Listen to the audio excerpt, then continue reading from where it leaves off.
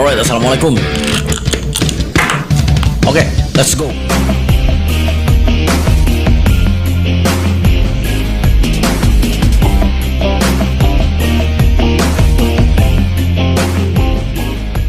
Gimana Bang? Gimana kabarnya Bang? Alhamdulillah baik Pak Den. Awal tahun baru ini apa Bang yang dikerjain nih Bang? Di awal tahun baru kita ada harapan, doa, kemudian juga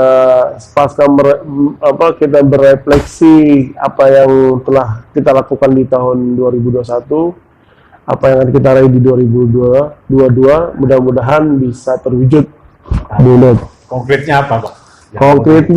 Konkretnya ini yang luar biasa ini. yang penuh kejutan. Yang penuh kejutan, saya kira di 2022 ini kita punya apa PLT ini lagi apa gimana Bang? PLT maksudnya? PLT kepala daerah ini. Oh, kepala daerah. PLT Iya. kepala daerah kan di sekitar Oktober ya, Oktober 2000. Iya. 2022, dan itu kan ada 3 jalur ya, ada birokrat, Ya. kemudian polisi, kemudian tentara. Nah, kita nggak masuk di 3 jalur itu, jadi bukan itu kayaknya yang menjadi harapan kita di 2022 ini. Saya kira 2022 ini kita mewujudkan peta jalan menuju 2024, road to 2024, road to 2024. Pilpres 2024, Pileg 2024, dan kita main di salah satu itu. Dan langkah awalnya ya di 2022 ini. Maka kita menjadi tim salah satu calon presiden yang sudah disurvei itu, atau calon presiden yang merupakan owner partai. Iya. Nah, itu saya kira sudah banyak nama yang beredar di publik ya.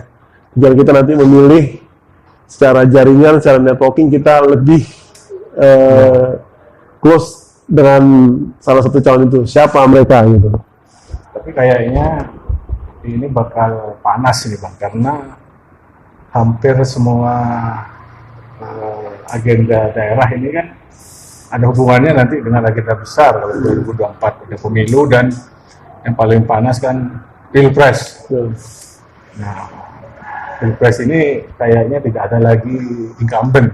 Nah, kalau menurut Abang ini gimana konstelasinya sekarang ini Bang? Ya, saya sih melihat di 2024 ini seperti mengulang di 2004 ya.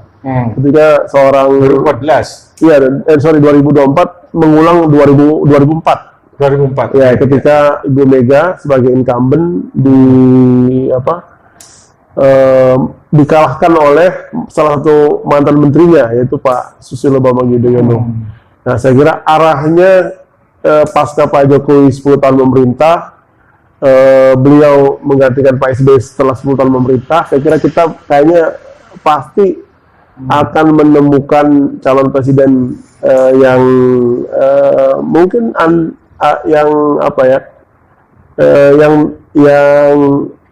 versus Pak Jokowi gitu. Mungkin yang lebih muda, lebih segar, kemudian lebih inspiratif, kemudian yang lebih yang media darling juga, kemudian yang punya visi gitu ya, visi ke depan. Kalau saya sih inginnya memang presiden ke depan itu yang mampu juga melanjutkan apa yang telah dilakukan oleh Pak Jokowi, karena kita mau pemimpin Indonesia ini tujuan akhirnya adalah menuju 2045, menyambut Indonesia Emas. Mewujudkan Indonesia Emas itu ya harus dimulai dari sekarang. Saya kira 2024, tolaknya 2029, kita butuh pemimpin yang stabil ya. Indonesia yang stabil, kemudian Indonesia yang punya visi menuju 2045. Kira-kira berarti itu ada hubungan eratnya dengan isu ya. Isu yang akan dibawa ini pasti setiap calon ataupun pemangku kepentingan ini kan punya masing-masing isu. Nah, menurut Abang, gambaran isu-isu yang strategis yang kemungkinan akan berkembang road dari mulai sekarang sampai ke agenda-agenda politik besar ini, apa aja yang sudah kebaca Abang selaku pemerhati politik tanah air ini? Berarti politik. Kita ngomong santai aja Pak. Siap. Saya kira agenda regenerasi ya, karena Iya. yang paling utama di kita itu jangan sampai ada keterputusan atau missing link dari kepemimpinan di Indonesia ini, bahwa mereka itu adalah presiden setelah presiden sebelumnya. Jadi tidak boleh ahistoris gitu. Iya. Kita tahu ada beberapa nama yang moncer ya, yang sekarang yang banyak digaungkan untuk menjadi presiden. Ada 3 nama besar ya. Ada Pak Prabowo Subianto, ada Pak Anies Baswedan, ada Pak Ganjar Pranowo. Dan Ya, itu bagian besar ya. ya, dan di samping itu ada beberapa capres-capres dari Partai Golkar, ada Airlangga Hartarto, kemudian dari PKB ada Caimin atau Gus Muhaimin, Ya. yang saya kira tidak bisa kita pandang sebelah mata karena beliau adalah owner partai ya. Ya. Mereka adalah pemilik partai. Tapi di antara pemilik partai dan yang nggak punya partai itu, lagi-lagi kalau kita berkaca di Pak Jokowi yang didaulat menjadi petugas partai oleh PDIP, ternyata berhasil. Dia memenangkan hati rakyat Indonesia dengan memenangkan 2 kali pemilu di 2014 dan 2019. Ya. Jadi non partai atau orang yang tidak memiliki partai seperti Pak Anies Baswedan, Mas Ganjar Pranowo itu tidak bisa dianggap enteng juga. Oh, gitu.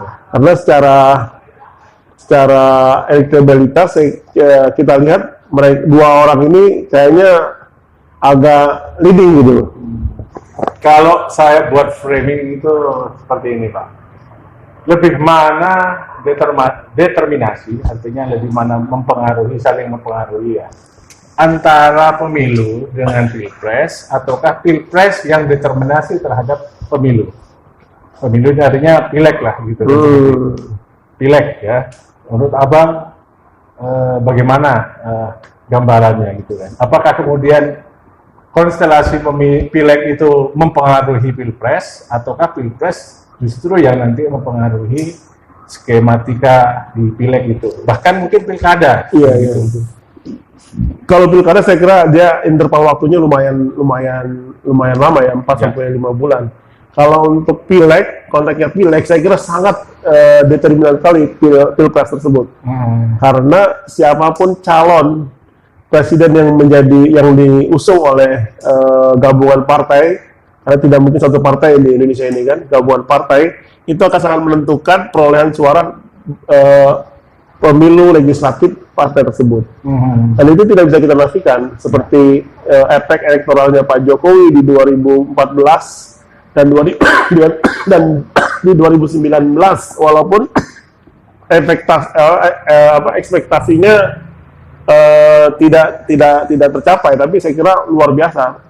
PDIP menjadi partai pemenang 2 kali ya. Yeah. Kalau misalkan pilihan PDIP besok terhadap capres yang punya efek elektoral bagus bagi partainya bisa hat-trick gitu. Dan itu akan menjadi prestasi yang luar biasa jadi rekor bagi PDIP. Dan saya kira belum ada partai di Indonesia pasca Orde Baru yang memenangkan pilpres di 2 kali pemilu. Bahkan Demokrat pun kita lihat di 2014 dia punya suara asli cuma 7-8%, dan saya kira itu menjadi suara aslinya Demokrat tanpa elektoralnya, tanpa ada efek dari pilpres atau capresnya di 2004 dan di 2009. Oke. Nah sekarang kalau masalah figur mempengaruhi partai politik, ataukah partai politik yang bisa kemudian determinasi terhadap figur? Nah itu Sorangan. problem di kita karena masih patrimonial patrimonial ya. Jadi figur sangat menentukan.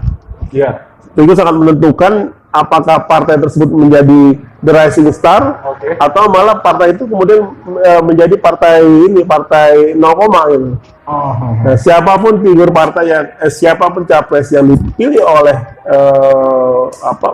oleh partai dan dia menjadi figur dari partai tersebut, itu akan mendulang elektabilitas yang luar biasa. Dan saya kira memang di antara di antara dua kandidat saya kira ya, karena Pak Prabowo kan termasuk yang senior, Ya. 3 kali ikut kontestasi. Saya kira Mas Ganjar dan Mas Anies ini yang bisa menjadi timbang timbangan bagi partai-partai untuk segera meminang atau menentukan gitu loh. Ya, ya. Karena kita lihat dari beberapa survei owner partai seperti Pak Erlangga, Mbak Puan Maharani, Gus Muhaimin seperti tidak bergerak naik gitu. Malah cenderung stagnan, bahkan bisa dibilang tidak ada pergerakan gitu. Nah, oke. Nah, kalau kita bicara masalah ini ya, stakeholder atau partisan dari beberapa pemain pemilu ini kan, termasuk OKP, Ormas, melihat abang sendiri proses reposisinya kemana? Artinya, apakah mereka itu masih memposisikan diri sebagai hanya sebagai partisipan aja, atau memungkinkan tidak sekarang ini dengan era-era digital ya, teknologi, bisa kemudian ada gaung aspirasi lebih dulu yang ditonjolkan dari suara-suara mereka atau kita-kita ini, dan kemudian itu dijadikan suatu tema kampanye. Itu abang melihatnya bagaimana dari segi komunikasi politik nih kayaknya kan? Saya kira ini waktunya untuk OKP ya, Organisasi Kepemudaan di Indonesia, untuk bersikap gitu loh. Dia kalau misalkan mentasbihkan dirinya sebagai calon pemimpin ke depan atau calon politisi di masa depan, dia harus menentukan saat ini. Jadi dia harus menentukan siapa figur yang akan diusung, apa cita-citanya, apa visi misinya, apa yang ideal menurut mereka yang bisa diwujudkan untuk Indonesia Emas 2045 tersebut. Saya kira di kesempatan itu sekarang ini, misalkan ada gerakan ulama, Ijtima Ulama dan Pemuda Islam, itu saya kira menarik. Di mana mereka mengusung Pak Sandiaga Uno, Menteri Pariwisata, untuk menjadi capres. Hasil dari kajian dan ijtima ya, hasil dan kesepakatan para ulama yang waktu itu yang hadir mungkin. Saya kira bagus itu untuk digelorakan terus. Jadi kesiapsiagaan seperti itu, kedinian seperti itu menurut saya bagus, karena nanti dia akan mendapat gainnya jelas gitu. Dia menanam saat ini dan dia akan mendapat apa yang dia tanam nanti di pemilu. Walaupun mungkin haluannya beda, contoh tiba-tiba mungkin ada UKP yang platform, kalau bicara ini ya apa istilahnya itu, arah organisasi itu banyak ke Islam, tapi tiba-tiba yang dimajukan itu dari tokoh-tokoh nasionalis. Ada justru OKP atau ormas yang platformnya nasionalis, tapi tiba-tiba saja dia mengusung isu-isu keagamaan. Nah, fenomena seperti ini menurut abang bagaimana? Gitu kan tanggapannya? Kalau saya sih tidak melihat dikotomi, karena masing-masing ya, kalau bicara Indonesia, kita harus mendeklar bahwa mereka adalah anak-anak bangsa, mereka adalah pemimpin bangsa yang ditakdirkan untuk memimpin kita, mendrive Indonesia ke depan gitu kan. Jadi tidak lagi kita tanya backgroundnya, karena jelas kan, kalau misalkan kita tutup mata saja, semua capres pasti Muslim. Semua capres pasti orang Islam lah. Itu kita tutup mata. Makanya Muslim choice lah ya. Atau abang begini, abang mungkin memperhalus bahasa bahwa ada faktor lain yang menentukan, gitu kan? Contoh kan, gitu kan? Ada capres, ada OKP yang mungkin ada faktor lain di belakang itu yang membuat mereka tiba-tiba haluan bisa geser ke kanan, geser ke kiri, gitu kan? Atau gimana? Menurut abang di belak-belakan aja ini bang? Kalau itu nggak apa-apa menurut saya.